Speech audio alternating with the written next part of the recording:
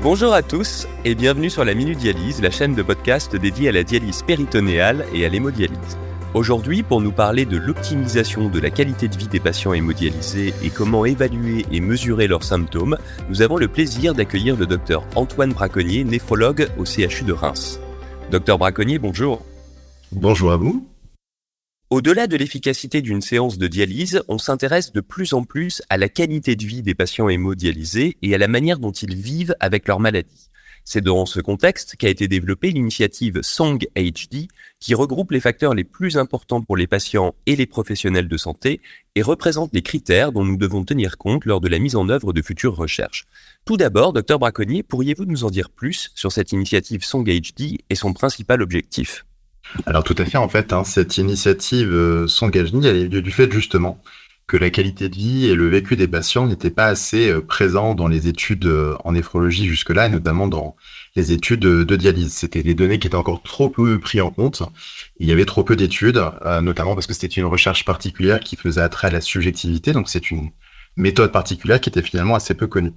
Donc c'est dans ce contexte que s'est développée l'initiative SONG, qui en fait a pour but de la standardisation des critères de jugement dans les études en néphrologie, mais à l'initiative des soignants bien sûr, mais également des patients, mais aussi des aidants. Donc c'est une initiative qui est ancienne dans d'autres spécialités, notamment en rhumatologie, c'est quelque chose qui date des années 90. C'est une initiative qui est internationale, qui a trouvé son origine en néphrologie en Australie et puis notamment au Canada, et qui s'est déclinée en néphrologie sur effectivement l'hémodialyse, mais aussi la transplantation, les dialyses péritonéales, ou plus spécifiquement la polykystose.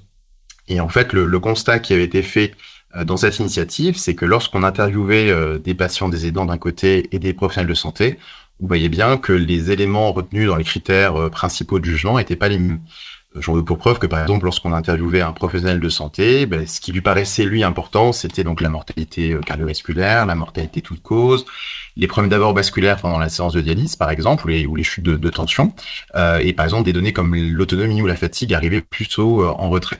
Alors qu'à l'inverse, lorsqu'on interviewe des patients ou des aidants, cette notion de fatigue et d'autonomie, en fait, revenait au même titre que les problèmes d'abord vasculaires, de la mortalité chez ces patients, ou encore la mortalité toute cause. Ce qui fait qu'on avait en fait un vrai gap entre des médecins qui s'intéressaient surtout à des critères durs d'hospitalisation et de mortalité, et des patients qui étaient soucieux en fait de pouvoir voyager, d'avoir du temps libre, donc clairement d'être beaucoup plus autonomes. Donc à partir de là, en fait, l'initiative SONG, c'est aussi une méthodologie. Ce groupe de travail qui associait aidants, soignants et puis patients a d'abord fait en fait une revue systématique de la littérature pour lister tous les critères de jugement que l'on pouvait rencontrer chez les patients en hémodialyse.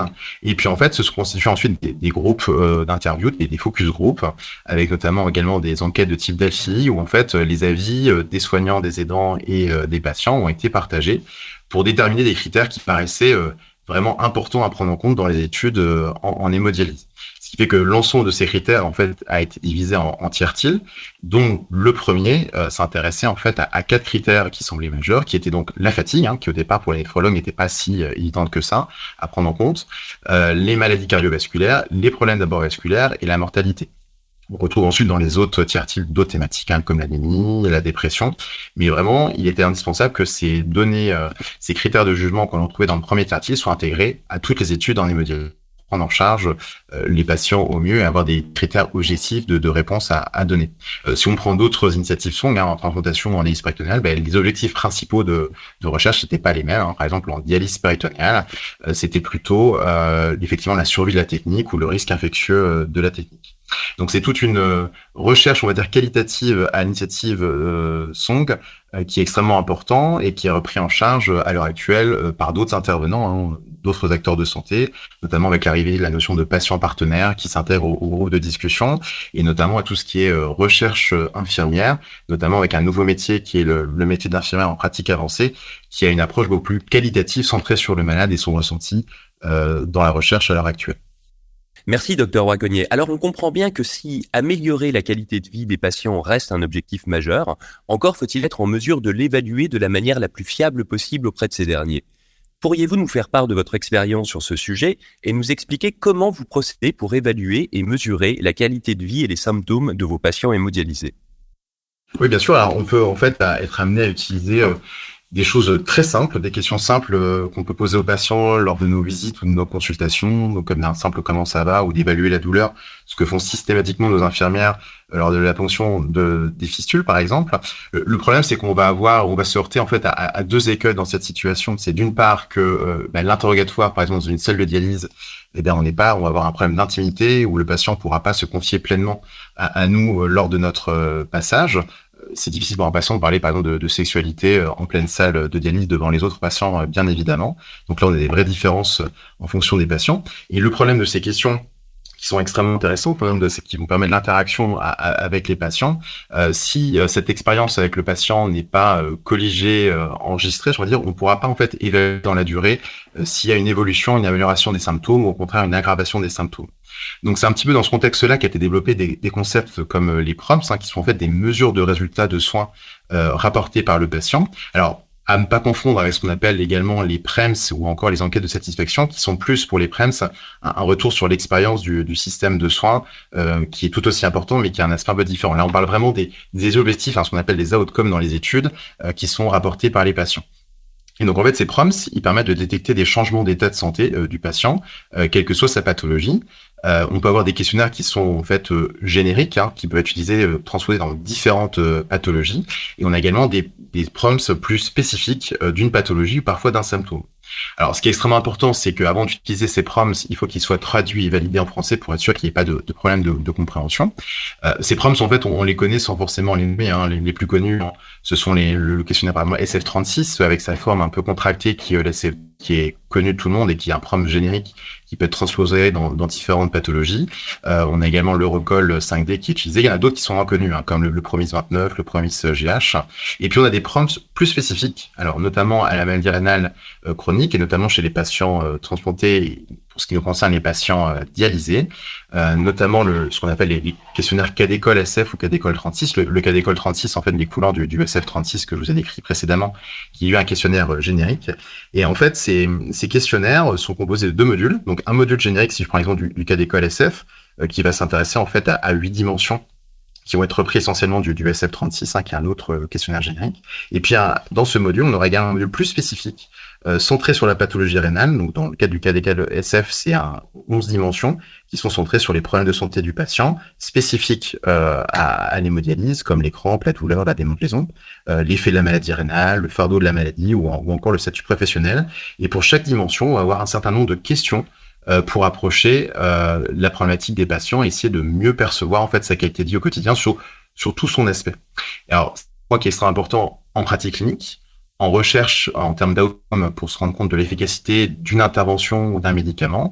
Et je reprends aussi que même les autorités de santé s'intéressent à cette thématique puisque le ministère de la Santé a diligenté une enquête auprès de l'IGAS pour qu'elle puisse en fait intégrer cette notion de qualité de vie, donc ces fameux PROS, également les PREMS et les mesures de satisfaction dont je vous ai parlé tout à l'heure, dans par exemple la tarification du soin et l'évaluation de la qualité de prise en charge des patients en dialyse.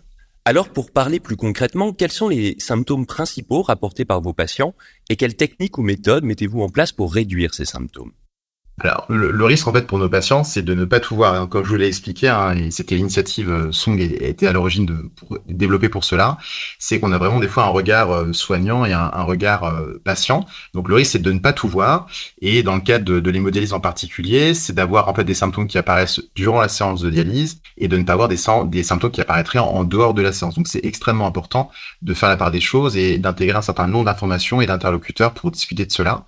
Il y a une enquête qui avait été réalisée par une association de patients qui s'appelle France Rein en 2022, qui avait en fait colligé sur plus de 800 patients un questionnaire pour évaluer la qualité de vie.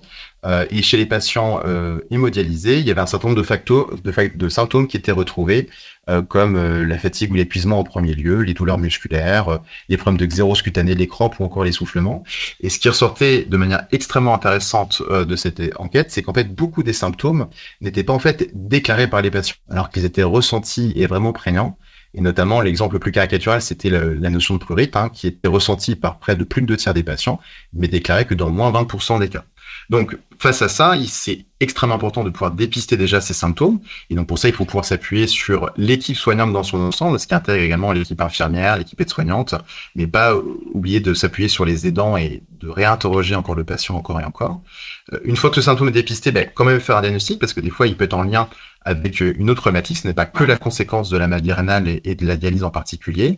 Et puis après, il faut le prendre en charge. Alors, j'insiste bien sur ce mot prendre en charge, ce qui ne veut pas forcément dire avoir un traitement médicamenteux au sens classique, puisqu'en fait, on a des possibilités de prise en charge médicamenteuse ou non médicamenteuse, ce qui fait un peu attrait à ce qu'on appelle le CARE, et qu'on va retrouver sur différents symptômes. Si on prend l'exemple par exemple de la douleur, donc au-delà de l'évaluer et d'utiliser différents paliers de médicaments pour la soulager, on peut également faire appel à des notions de kinésithérapie, de massage. Donc par exemple dans le service, on développe des soins socio-esthétiques qui sont extrêmement appréciés par les patients sur le vécu de la séance.